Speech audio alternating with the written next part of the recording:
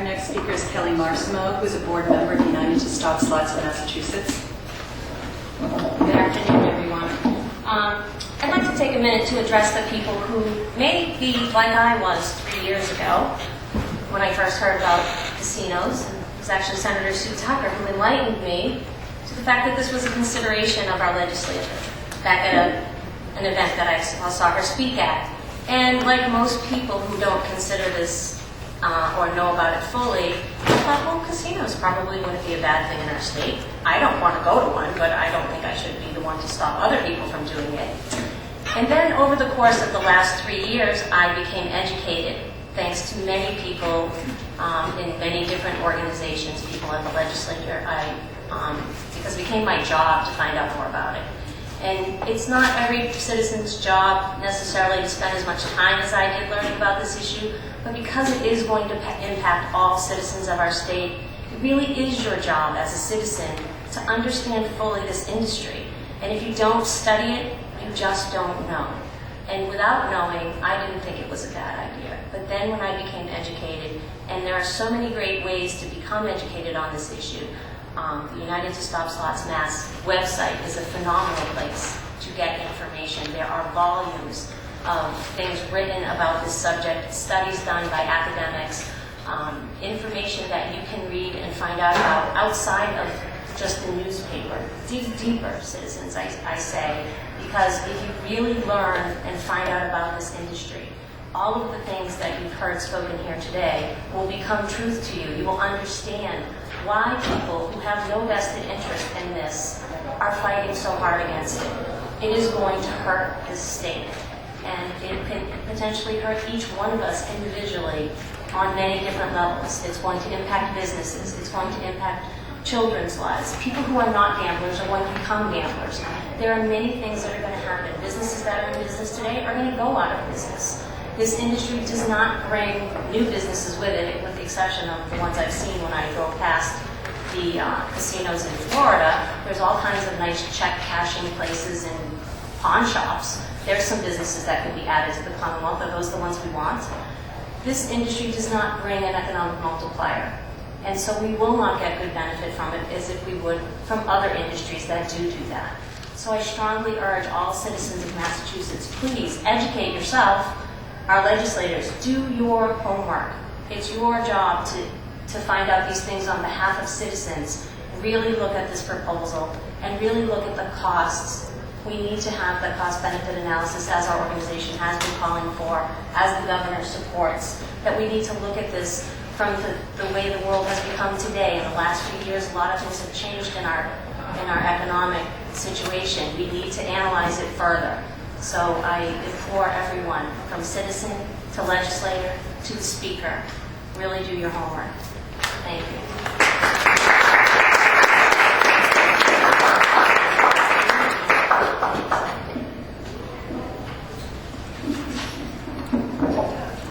We have time for questions, particularly from media. We would like to field and do our best to respond to.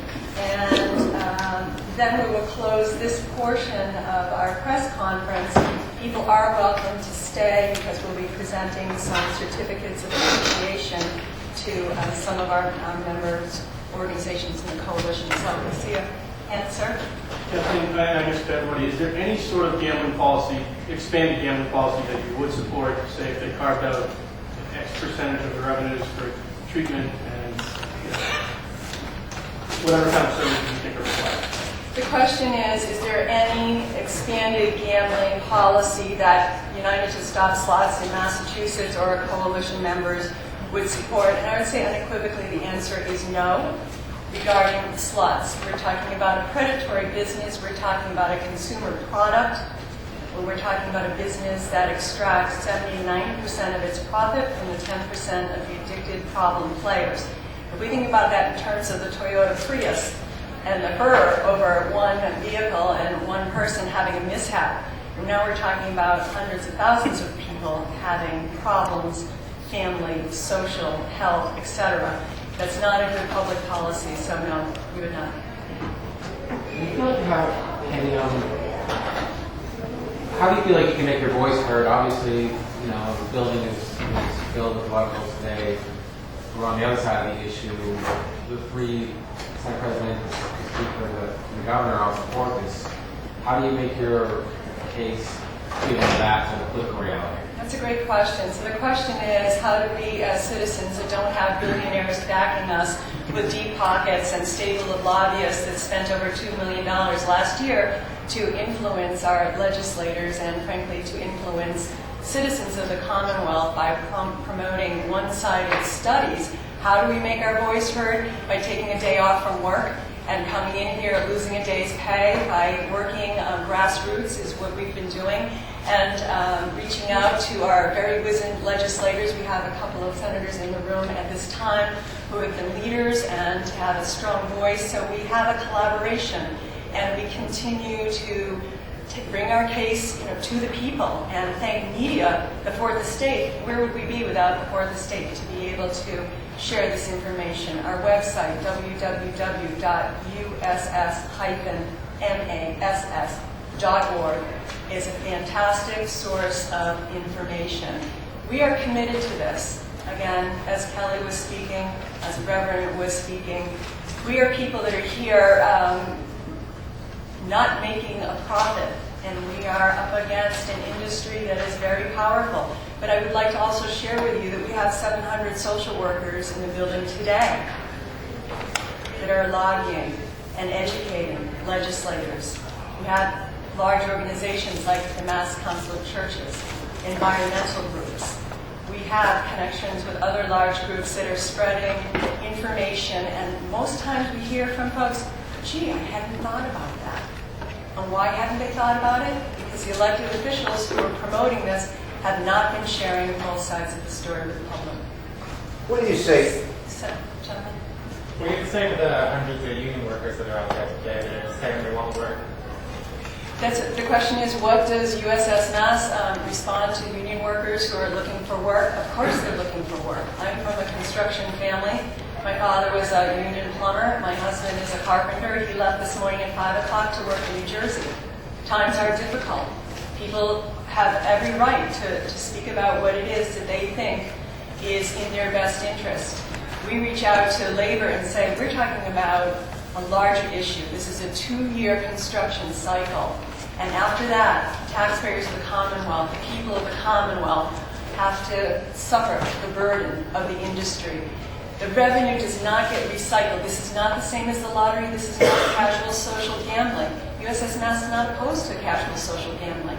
We're talking about an industry that extracts wealth from our families, from our savings accounts, out of our local economies, out of spending in our local stores, to often out-of-state interests. And that is a long-term proposition. We don't see a single state that has solved any financial problems by legalizing slots and casinos. In fact, most of them are in much worse shape than the Commonwealth of Massachusetts because our strength has been our diversity. We're looking at this from the economic perspective. To legalize slots is to legalize monopolies. And that's something that we reach out to our brothers and sisters in labor and remind them of the call of the labor movement, which is jobs with justice. Thank you for the question. What do you think of the process when you watch it proceed in the House? The super secret closed door slot process? Is that the one you're referring to? Not exactly.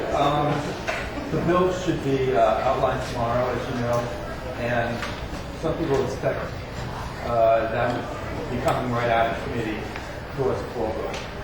I don't know that. But I'm asking. Right, I think I addressed that before you joined us in the room, that we are extremely concerned that we are hearing indicators that there will not be a public hearing. I've served for over 2.5 years for no pay on a regional task force, a casino task force. I was a selectman for 6 years in a small community that abuts a couple of potential speculated sites around